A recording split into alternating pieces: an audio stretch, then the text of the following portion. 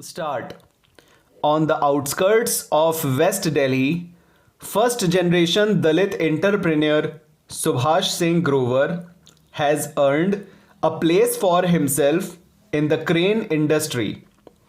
A year back, he received an offer from a company to supply two cranes, both 250 metric tons in strength. He needed rupees 5 crore to commence production. Without any assets to pledge, he took a rupees 5 crore unsecured loan from a consortium of lenders at the interest rate of 15%.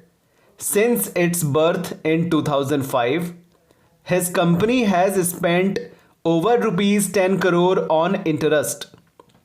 Another first generation Dalit entrepreneur from Delhi, NK Chandan, makes smart electric meter covers, junction boxes, and bus bars for power companies. Since 2013, he has spent over rupees 5 crore paying interest. He once took a large sum from a private lender at an interest rate of 36%. The list of Dalit businessmen spending mind-boggling sums of money paying interest to usurious private lenders is long. Ahmedabad-based Ratibhai Makwana trades in plastics.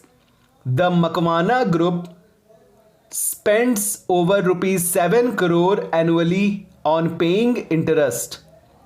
A leader in making fishing nets, Bhavnagar-based Digvijay Makwana spends about rupees 5 crore on interest annually. New Bombay-based first generation Dalit entrepreneur Ashok Khade has spent about rupees 10 crore on interest in the past decade. The list goes on. In collaboration with scholar D. Shyam Babu, Senior Fellow with the Center for Policy Research, Delhi, we have studied about 1,000 such Dalit businesses nationwide. This study was commissioned by the Center for the Advanced Study of India, University of Pennsylvania, led by then CASI Director Devesh Kapoor, who is now with Johns Hopkins University. The study concluded in 2015. The consistent point that emerged is that most Dalit businesses find it tough to secure bank credit. Consequently, an overwhelming majority go to private lenders who charge huge interest. Some lucky ones, Makwanas for instance, get into formal banking, but it is no wonder that not a single Dalit entrepreneur is able to enter India's billionaire club.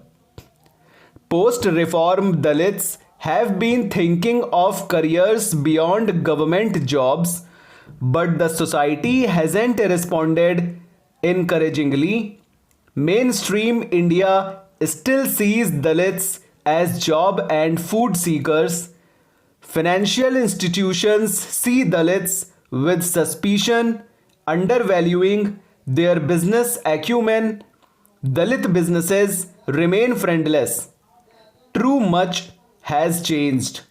Dalits have earned breathing space, but the market isn't as caste neutral as Dalits had hoped for.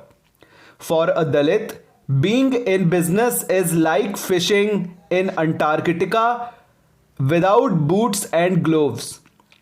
Maybe 1 in 100 succeeds, despite being celebrative of capitalism as a social order. Dalit capitalism is companionless.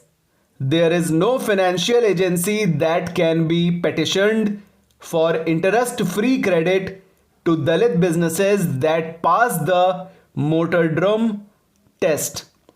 If big businesses can be awarded tax holidays for investing in backward areas, why can't first generation Dalit businesses earn a similar benefit? If farmers can get credit for crop loans at 4.5% interest and possible write-offs, why charge 8% interest from Dalit business? Dalit businesses have no empathizers either. There are exceptions though. Friend of Adivasis and Dalits, Digvijay Singh had come up with the slogan of Adivasi oblique Dalit Karodpatis in January 2002 and had set aside 30% government procurements for Adivasi oblique Dalit businesses. He is no longer in power. The moral face of India, J.J. Irani, had unleashed a process of integrating Dalit businesses with India Inc. a decade back. He now leads a retired life. Mentor of Dalit capitalism, Montek Singh Ahluwalia, is no longer in the system. There is no fourth public figure in this sprawling country that Dalit businesses can approach for a nuanced treatise as to how Dalit capitalism adds to India's social strength.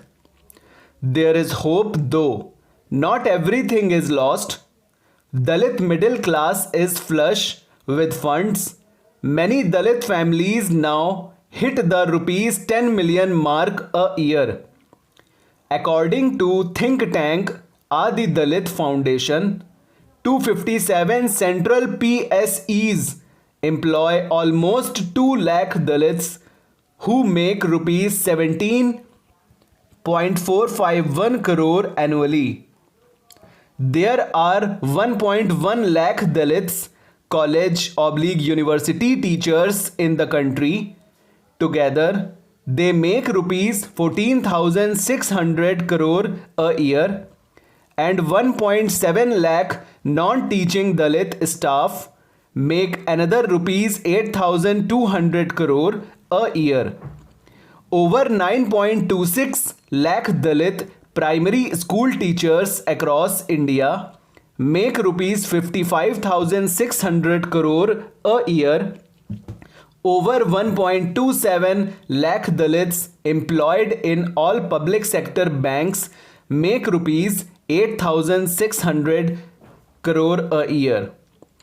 This alone adds up to about rupees 1,03,800 crore a year. Just 1% contribution to a Dalit bank would mean revenue worth rupees 1,038 crore a year. There are 27 states and 7 union territories that employ Dalits. Over 40 lakh Dalits in central and state governments and PSEs make many lakh crores a year. Despite making hundreds of billions of rupees annually, Dalits have no bank or financial institutions of their own. With a little financial wisdom and a mere 1% investment of their income, Dalits in government services alone can create banks with massive liquidity every year. Most of that money, like floodwaters, goes into the seas. Dalit middle class has not been able to tame their money into their own banks. If no one else, Dalit middle class alone can fund Dalit capitalism project that can produce Dalit billionaires worth the Indian Billionaire Club membership. Dalit billionaires can create a bigger spark than Dalit politicians occupying top public positions. So, fellow Dalits, awake, channelize your incomes into your own banks, build a Dalit economy the way American blacks have built their own economy, turning American capitalism more respectable, vibrant. Full stop, over.